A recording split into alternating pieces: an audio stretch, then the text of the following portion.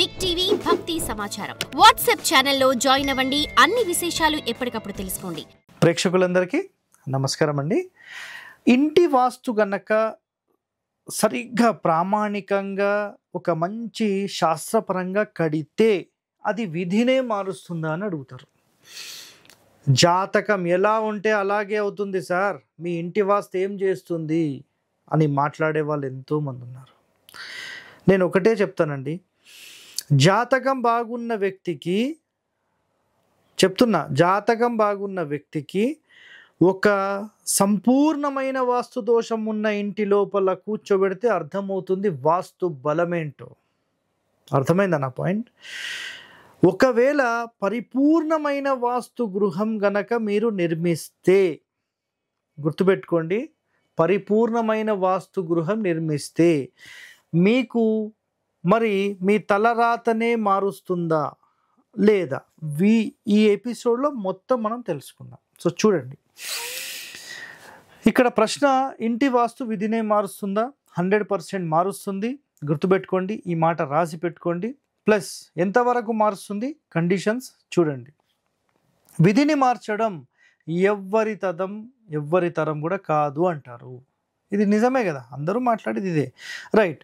మరి శాస్త్రీయ గృహమైన అశాస్త్రీయ గృహమైన అందులో నివసించే వారి పరిస్థితి, ఆర్థిక, శారీరక, మానసిక పరిస్థితులు మార్పులు గమనించవచ్చు. మీరు ఒక శాస్త్రీయమైన గృహంలో పెట్టి చూడండి, అశాస్త్రీయమైన గృహంలో పెట్టి చూడండి, డిఫరెన్సెస్ అనేవి మీకు తెలుస్తాయి.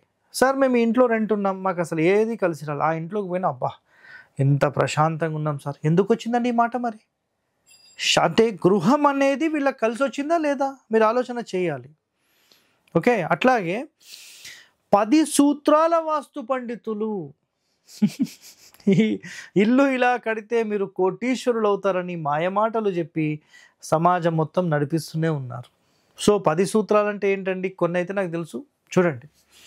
దక్షిణం అన్నిటికంటే ఎత్తుండాలి, ఇంటికంటే ఎత్తుండాలి. పడమర ఇంటికంటే ఎత్తుండాలి, పడమరలో అన్నిటికంటే బరువులు ఉండాలి, దక్షిణంలో అన్నిటికంటే బరువులు ఉండాలి, నైరుతిలో అన్నిటికంటే బరువులు ఎక్కువ ఉండాలి, పెద్ద పెద్ద సంచులు ఉండాలి, పెద్ద పెద్ద బండరాలు ఉండాలి, నైరుతి అన్నిటికంటే ఎత్తు పెడితే మంచిది, నైరుతి కాంపౌండ్ ఎత్తు చేస్తే మంచిది, నైరుతి బెడ్రూమ్ ఎత్తు చేస్తే మంచిది, ఈశాన్యం పల్లం చేయాలి, గుంత చేయాలి, ఈశాన్యం మూలకే సంపు కొట్టాలి, ఈశాన్యం మూలకే బోర్ కొట్టాలి, ఈశాన్యంలోనే డోర్ పెట్టాలి, తూర్పు ఈశాన్యంలోనే డోర్ పెట్టాలి, ఉత్తర ఈశాన్యంలోనే డోర్ పెట్టాలి, పడమర వాయువ్యంలోనే డోర్ పెట్టాలి, కిచెన్ అనేది కేవలం ఆగ్నేయంలోనే పెట్టాలి, మాస్టర్ బెడ్రూమ్ అనేది కేవలం నైరుతిలోనే ఉండాలి, బ్రహ్మస్థానంలో పిల్లలు వచ్చినా ఏమీ కాదు, మీ ఇష్టం వచ్చినట్టు మీరు ఇల్లు కట్టుకోవచ్చు, గేట్ అయినా డోర్ అయినా అన్నీ ఈశాన్యంలోనే ఉండాలి, దక్షిణ ఫేసింగ్ అయినా ఈశాన్యంలో ఉండాలి, పడమర ఫేసింగ్ అయినా తూర్పు ఈశాన్యం, ఉత్తర ఈశాన్యం చాలా అద్భుతంగా యోగిస్తుంది. ఇలాంటి 10 సూత్రాలు తీసుకొని మార్కెట్లోకి వెళ్ళి మీరు కోటీశ్వరులు అవుతారంటే ఎట్లాగండి? సో విధినే మార్చడం అంటే, ఒక అద్భుతమైన ఇంటి నిర్మాణం చేయాలంటే పెళ్లి చేసుకునే సమయం గుర్తుపెట్టుకోండి, అబ్బాయికి అమ్మాయికి ఎలాంటి మ్యాచింగ్ చేస్తే వాళ్ళ నక్షత్రాలు వాళ్ళ జాతక పొంతన ఎలా ఉంటే వాళ్ళు బాగుంటారు అని ముందే మనం చూసుకొని వాళ్ళకి పెళ్లి చేసేస్తాం. అలాగే ఒక గృహ నిర్మాణానికి సంబంధించిన కొలత ప్రమాణం, ఆ ఇంటిలో నివసించే వాళ్ళ కొలత ప్రమాణం అంటే వాళ్ళు ఎప్పుడు పుట్టారు, ఏ సమయంలో పుట్టారు, వాళ్ళ నక్షత్రాలు ఏంటి, వాళ్ళ ఫ్రీక్వెన్సీస్ ఏంటి, ఈ ఇంటి ఫ్రీక్వెన్సీస్కి ఎలా మ్యాచ్ చేయాలి, ఇదే శాస్త్రీయ గృహం అంట. వాళ్ళ నక్షత్రాలకు మ్యాచ్ అయిన ఇంటి లోపల ఉంటే నిజంగా ఆ ఇంటి లోపల అడుగు పెట్టిన మరుక్షణం ఒక ప్రశాంతవంతమైన వాతావరణాన్ని వాళ్ళు ఆనందిస్తారు. నిజంగా ఎన్నో ఇండ్లు నేను కట్టిపించాను కదా రీసెంట్గా, అంటే కట్టిపించే టైంలో ఏ టైం పడితే ఆ టైం చాలా చోట్ల వెళ్ళాం కాబట్టి, మొన్న కట్టిపించే టైంలో రేపల్లెలో వెంకట్ భండారు, ఆయన కేవలం ఒక చిన్న టిఫిన్ సెంటర్ మెయింటైన్ చేస్తాడు. 11 అడుగుల వెడల్పు ఇల్లు, పొడవు వచ్చేసేసి ఒక 3 రూమ్ల పొడవు ఇల్లు. ఈ చిన్న ఇంటికి ఇప్పటికీ ఓ 3-4 సార్లు విజిట్ తీసుకున్నాడు.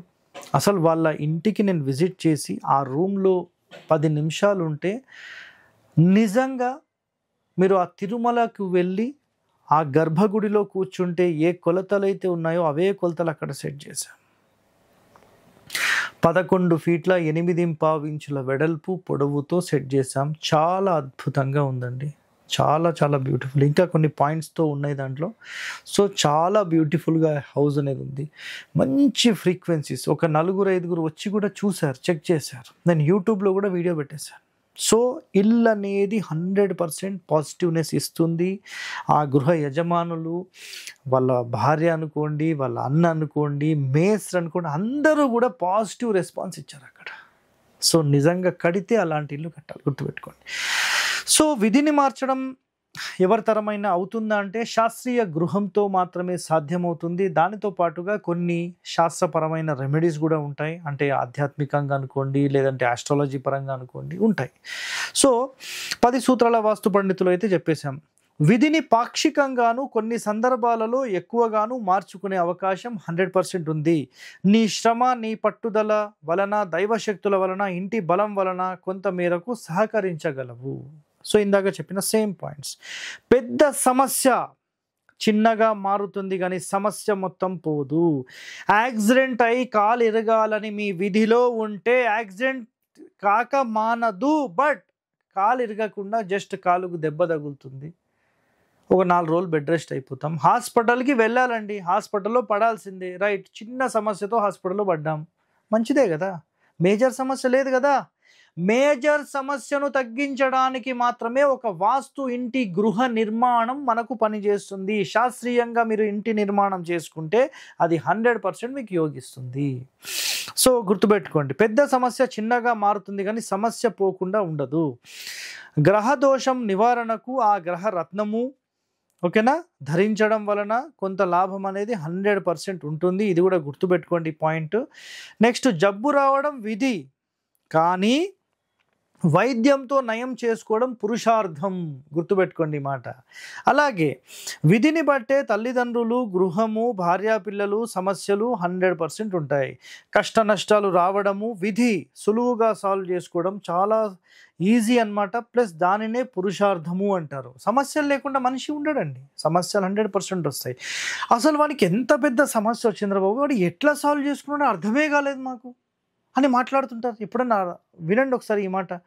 అసలు వానికి వచ్చిన సమస్యలు తీరడమే లేదు అని ఒక్కొక్క చోట మాట్లాడతారు. అరే వానికి ఎంత పెద్ద సమస్యలు వచ్చినా వాడు ఎట్లా సాల్వ్ చేసుకున్నాడు అనేది ఎవరికి అర్థం కావట్లేదు. అరే 2 రోజుల్లో సాల్వ్ అయిపోయింది ఎట్లా?